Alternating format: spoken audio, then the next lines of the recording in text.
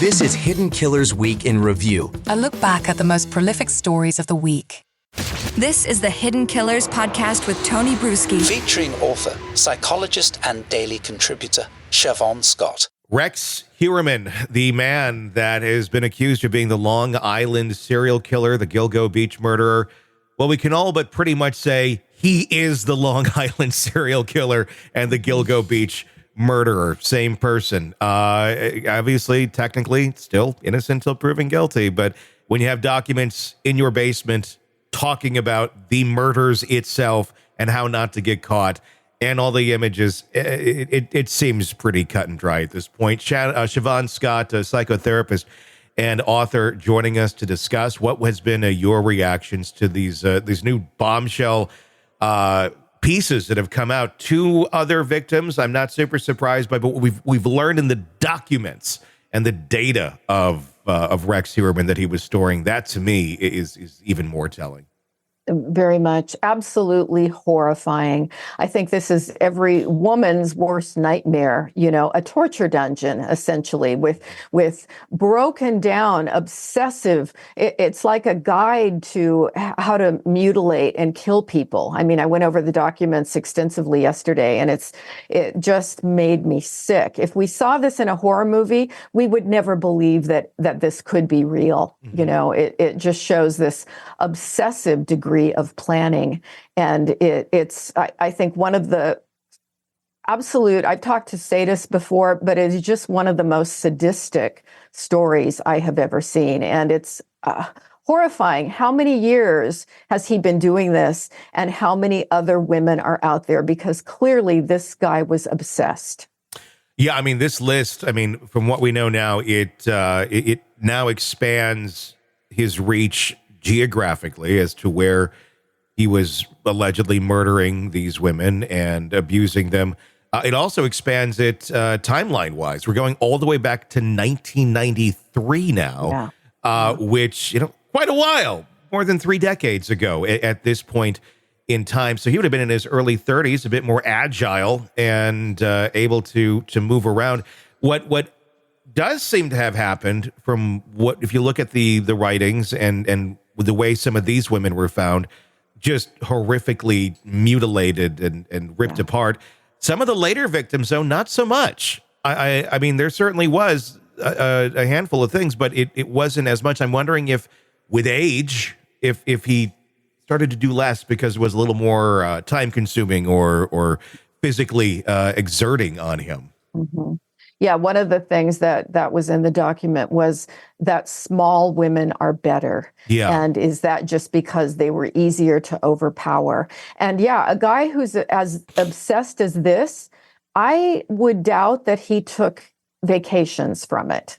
Mm-hmm. I think that there were probably no significant periods of time where he was not engaging in this activity. What makes someone like a Rex Heuermann exist?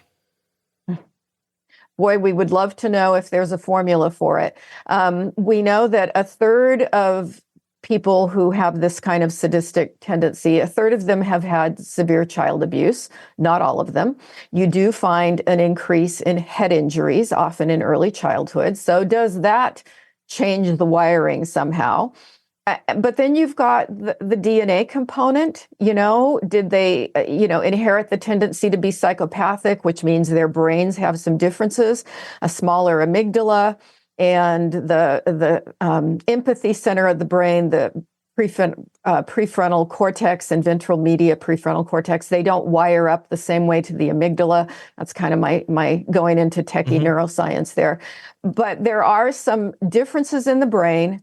There are differences in their upbringing. Some of them have been bullied. Again, not all. So it's really hard to say there's a formula. It in many ways is a mystery. And the other thing I'll throw in is exposure to violent, sadistic pornography, particularly in children. And I think I'm going to have to get on the bandwagon of this because that's what they found so much of was this torture porn. Yeah. And let's say you have an 8-year-old kid and they're sexually aroused, 9, 10, 11 years old, and then they're exposed to this kind of porn.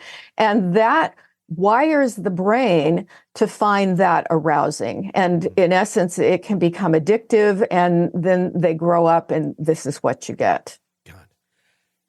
The writings that we saw from him, a methodical blueprint, basically, things in there talking about his checklists and things that he should do next time, get sleep before the hunt, have a story set, and just like you're writing about a recipe or something. I mean, essentially it is a recipe for murder. 100% of what he was creating. And does someone like that not have the ability to go, this is pretty messed up? Like this, No. It's like, to them, it is just as interesting as like, I'm writing a new chicken soup recipe. Yeah, I think this is a person who was taking great pride in his work. He saw this as a brilliant, basically theatrical production. This was the work of his life. It will be fascinating to see what they can find that's been documented by him with video or photographs. Usually people do that. And he had all those, computers and hard drives and all this digital data. And my guess is we're going to find some horrific things on that.